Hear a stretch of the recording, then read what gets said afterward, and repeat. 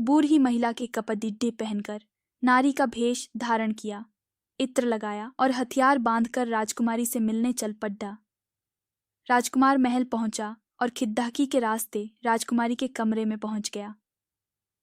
राजकुमारी वहां पर तैयार थी और राजकुमार का इंतजार कर रही थी। राजकुमार जैसे ही कमरे में गया, उसकी आंखें खुली की खुली रह गईं। राजकुमारी के कमरे में कई महंगी चीजें रखी थीं। रात भर राजकुमार और राजकुमारी साथ ही रहे। फिर जैसे ही दिन निकलने को आया, राजकुमारी ने उस राजकुमार को सबसे छिपा दिया। जब रात होने लगती तो राजकुमार बाहर आ जाता। इस तरह करते करते कई दिन बीत गए। फिर अचानक राजकुमार को अपने दोस्त की याद आई। राजकुमार को अपने दोस्त की चिंता हुई कि पता नहीं उसका दोस्त कहाँ होगा, कैसा होगा और उसका क्या हाल हुआ होगा। राजकुमार को दुखी देखकर राजकुमारी ने राजकुमार के दुख का कारण पूछा। उसके बाद राजकुमार ने राजकुमारी को अपने मित्र के बारे में बताया। राजकुमार ने कहा, वह मेरा बहुत अच्छा और चतुर दोस्त है, उसी के वजह से मैं तुमसे मिल पाया हूँ। यह सुनने के बाद राजकुमारी ने राजकुमार को कहा, मैं तुम्हारे दोस्त के लिए स्वादिष्ट भोजन बनवाती हूँ, तुम उसे भोजन कराकर और उसे समझाकर वापस आ जाना। फिर राजकुमार खाना लेकर अपने दोस्त के पास पहुंचा। दोनों मित्र लगभग कई महीनों से नहीं मिले थे। मिलने के बाद राजकुमार ने अपने मित्र को सारी बातें बताईं। राजकुमार ने कहा, मैंने राजकुमारी को तुम्हारी चतुराई के बारे में बताया। राजकुमारी ने तुम्हारे लिए भोजन भिजवाया है। यह सब सुनकर दीवान का बेटा सोच में पड़ीडीएच गया। उसने राजकुमार से कहा कि यह तुमने ठीक नहीं किया।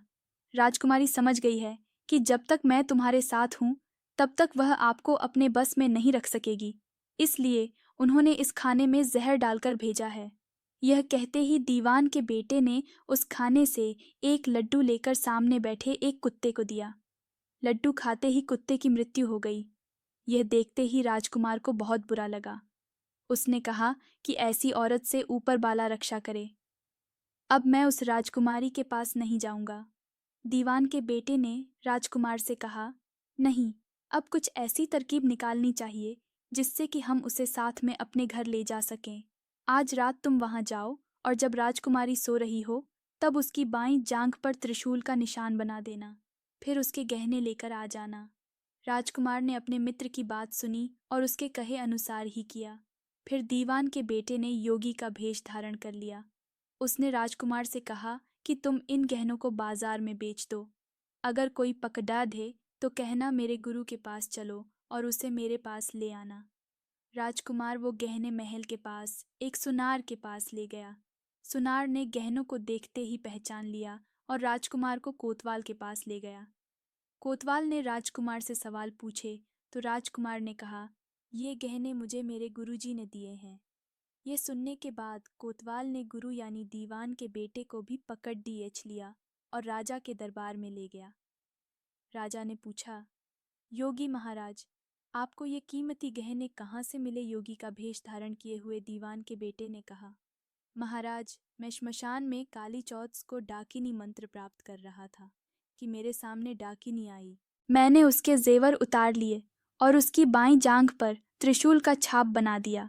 यह सुनते ही राजा महल में गया और उसने रानी को कहा कि पद्मावती की बाईं जांघ देखे कि कहीं राजकुमारी के जांघ पर त्रिशूल का छाप तो नहीं है। राजा की बात सुनते ही रानी ने देखा और सच में राजकुमारी की बाईं जांघ पर त्रिशूल का निशान था। यह जानकर राजा बहुत दुखी हुआ। फिर राजा योगी के पास गए और कहा कि योगी बताओ, धर्मशास्त्र में बुरी औरतों के लिए क्या सजा है? योगी ने उत्तर दिया, ब्राह्मण, राजा, गऊ, औरत, पुरुष और अपने राज्य में रहने वाले किसी से भी कोई बुरा काम हो जाए तो उसे राज्य से बाहर निकाल देना जाना चाहिए। यह सुनते ही राजा ने पद्मावती को जंगल भेज दिया। वहां राजकुमार और दीवान का बेटा मौके के इंतजार में बैठे थे। राजकुमारी को अकेला पाकर दोनों उसे अपने नगर ले आए और खुशी खुशी रहने लगे। कहानी खत्म हुई और हर बार की तरह एक बार फिर बेताल ने विक्रम से पूछा, तो राजन बताओ, इस कहानी में पापी कौन है?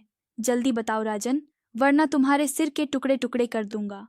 विक्रम ने उत्तर देते हुए कहा, पापी राजा था, क्योंकि दीवान के पुत्र ने अपने मालिक का काम किया। कोतवाल ने राजा का कहना सुना और राजकुमार ने अपनी इच्छा पूरी की। लेकिन इस कहानी में राजा पापी था। उसने बिना सोचे विचारे राजकुमारी को राज्य से बाहर निकाला दिया। विक्रम के इतना कहते ही बेताल फिर उड़कर पेड्डिड्डी पर जा लटका।